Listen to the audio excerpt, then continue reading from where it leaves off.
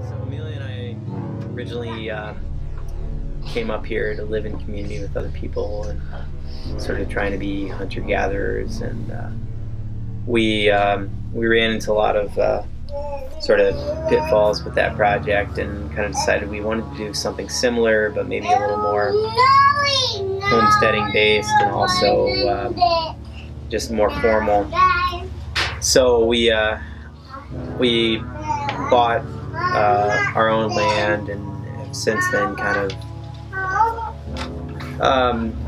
dreamed about starting a community here on our own land, but there's a lot of things sort of going against us in that we're Americans, and we're all sort of the whole like rugged individualism that is inherent with our culture, and it's kind of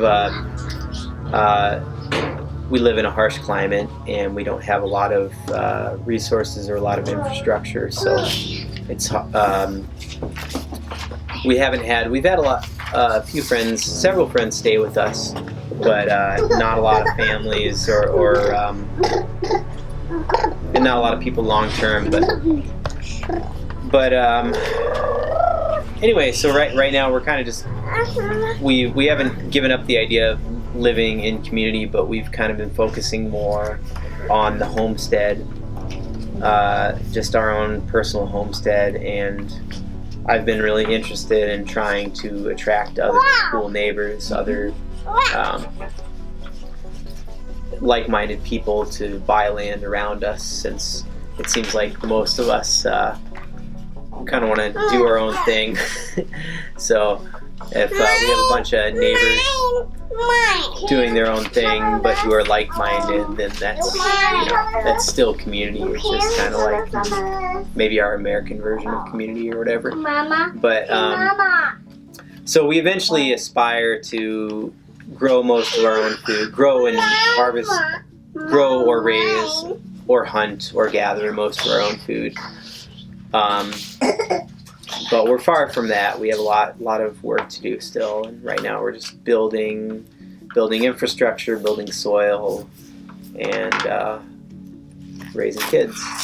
Yep, I agree with that. I guess one thing that we're kind of trying to do is like permaculture, like trying to have gardens near our kids that will feed us. That's been one of my goals, to have be not necessarily 100%, but somewhat self-sufficient in terms of food, like doing wild ricing, doing some of the harvests, and having a big garden, maybe having animals. And so the trying to plant stuff around our house that's edible and also works with the climate and works with the soil that we have here and the other things that are already here. So why do you host travelers?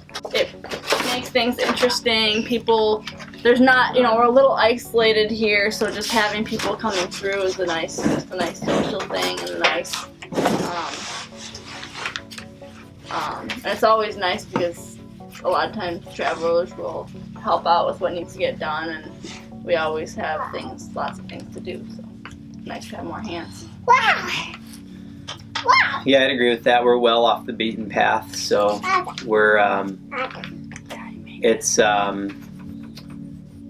it's nice to try to draw more people here, because we're not necessarily on the way to very much. So a lot of our friends will come up, but yeah, it's really good for us. I feel like it's really good for us socially to bounce. Like I said, we came up here to try to live in community, and so we're not trying to be like hermits up here or anything. And it's good. We've realized that it's good for our family to bounce off other people socially.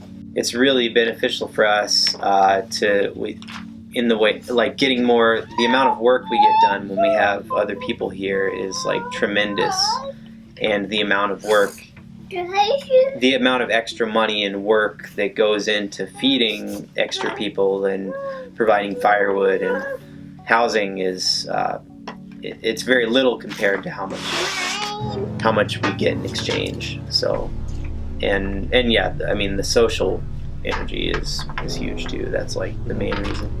What are your thoughts on minimalism? I considered myself a minimalist for many years. Through my early 20s, I rode trains and hitchhiked and biked around the country, and I pretty much lived out of a backpack, and I had a few boxes in my parents' basement, and I still have a few boxes in my parents' house or whatever, sentimental stuff from when I was a teenager, but pretty much I had a backpack, like was my, and sometimes a bike, and usually a skateboard, and that was like what I lived out of. So I definitely like considered myself a material minimalist, you know, in that way throughout those years. And then when we lived with our friends just 5 miles down the road, I think when we left there, I only had I lived there for 3 years, and I only had like 4 or 5 bins of stuff, or maybe three bins and a backpack worth of stuff. And at this point, I've been here 4.5 years, and I have like, you know, a 30 by 30 pole barn full of all kinds of crap, and 20 by 30 garage with a sawmill and a bobcat and all kinds of stuff and tools and just lots and lots of stuff. So I'm definitely not, I don't consider myself a minimalist anymore in a material sense, but you could also say like, well, we don't have running water, so like, Or a well. or we don't have a well, so like we haul water from town and we catch rainwater, and basically most of what I own, almost everything I own, is used, No, you can't go. and I've acquired for very cheaply. So like, I could still consider myself a minimalist in some senses, in that like I minimize my monetary spending on the tools that I need for the life that I have chosen to pursue.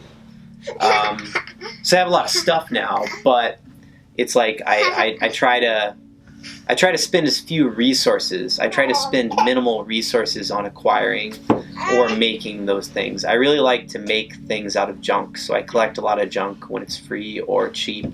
I feel like we're a very low energy consumption household, so we're like minimalists in that we try to consume very little energy, like, and we try to, you know, we have a lot less than,